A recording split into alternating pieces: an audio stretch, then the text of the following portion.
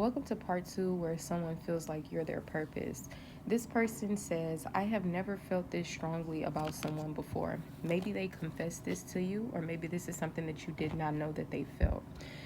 They also feel like your intelligence is very hot. Like, they love how intelligent you are. I feel like this person could be going through a dark night of the soul. Maybe you're going through the dark night of the soul. Maybe this person wants to make new memories with you.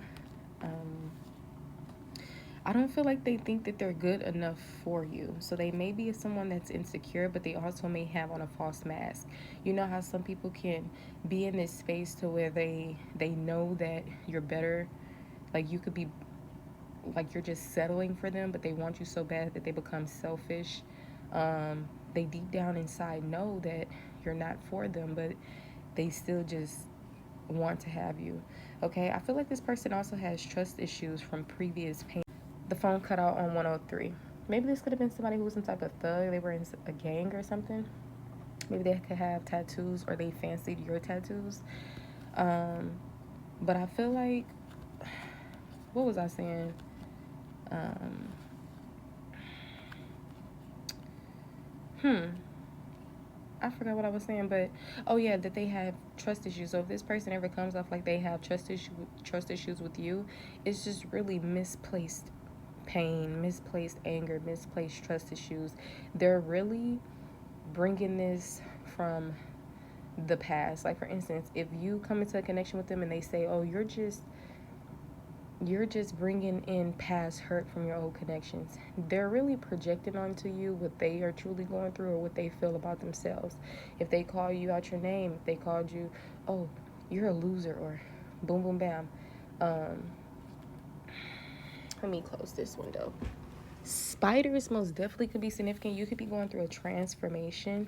You could have been going through one for some time now. I feel like insects surround you because maybe they're a part of the deities you work with, or your spiritual team, or it's just they're attracted to your energy. All right. I feel like being around you makes this person kind of nervous. Maybe they don't fully act like themselves around you. I feel like they're pretty obsessed, but at the same time they're scared to let someone in. Okay, I feel like you are the person who came closer to them than anyone has, but they still have personal things that they need to work on. This person just hopes that you haven't moved on, but make sure you go check out part one, because we already talked about how this person is not a soulmate. They're not for you. Um, they had the potential because of, like, everybody has the potential. We all have free will. We all, can be better people. But it's like, are we better people? Have we did the work to step into this energy?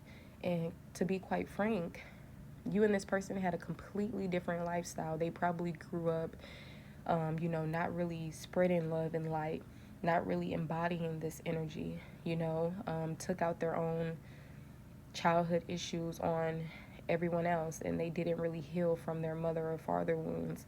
Instead, they just internalized some things and probably hated themselves and hated the world. But with you going through your own separate traumas, you still turned out to be a person of love and light. So I'm not making any excuses for this person at all. um, they project on you. This could have been somebody who emotionally manipulated you, or manipulated overall, turned things around on you. Say if you had issues in the connection with them, they probably started apportioning blame, causing you to lose your mind in this connection. But at the same time, maybe they had some good traits about them. Maybe you guys created some type of bond. Could have been a trauma bond, because in reality, this connection was not healthy. You could have been love bombed by this individual. But yeah, I don't feel like they've ever had like a real connection before. And this can be said for many people in your life. Like, people never really discovered or experienced a person like you, which is why you have to be very protective of yourself and of your energy, because you mean well, but some people, they're just bound to hurt you. They're just bound to break everything they touch, or whatever the case may be. And it sucks because you've when you love people, you love deeply. So maybe you felt like this person was the one. Maybe you had high hopes for this connection. And I feel like you had this pattern going on in the connection where you always would try to work on a connection. And this is probably something that has always happened, like even outside of this connection. Like maybe your past relationships, like you never really left on the first red flag. You probably just tried to stick around, you overlooked things, you were probably trying to be optimistic. And I feel like you had this cycle or this pattern of constantly trying to work on something. um Very, very dedicated. So I feel like you were in this space of being gullible, impatient, probably even could have been procrastinating. But I feel like you're receiving some type of breakthrough. Like you're realizing the truth about the situation. Okay, yeah, emotionally and within action, energy, creativity. Um, there could have been some blockages going on. All right. Like I said, you were dealing with somebody who was childish, emotionally immature. This person could have blocked your creativity, or their creativity could have become blocked because they had childhood issues, or whatever the case may be. This connection probably caused you to be drained, but I feel like you kept trying to push through. You kept trying to be resilient in the connection. But as I said before, you've received this sign that it's just time for you to do something differently and go into a new direction, right? Because maybe you kept trying to take a different approach with this person, but I feel like now you're realizing that no, you need to take a different approach towards self and leave this person alone because they have their own life and reality and journey that they need to pertain to, you know. We do create our life with our own free will choices or whatever the case may be, but I feel like you're learning that it's time to go in another direction instead of constantly trying to work things out with this person. So I feel like you're moving forward. You're taking the initiative to be your own authoritative figure, to be that own main character in your own life, to put action towards the things you need to put action towards. It's like you're no longer being maybe in a codependent energy. Okay, yeah, you're coming into a place of balance. All right, and I feel like maybe you thought this was some type of soulmate union, but at the same time this was probably something that was like a karmic union, or a false twin flame union, right? Even father figures could be significant, whether it's platonic or romantic. Yeah, but this was most definitely, you were most definitely being taken for granted, okay?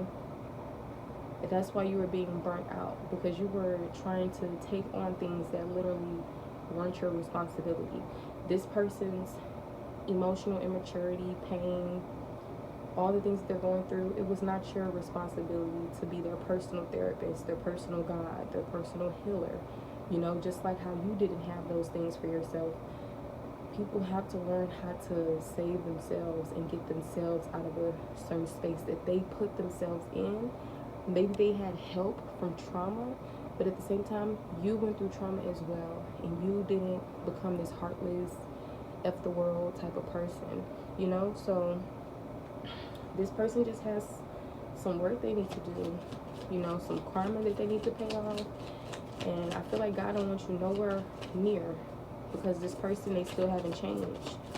So it's kind of like they gotta go.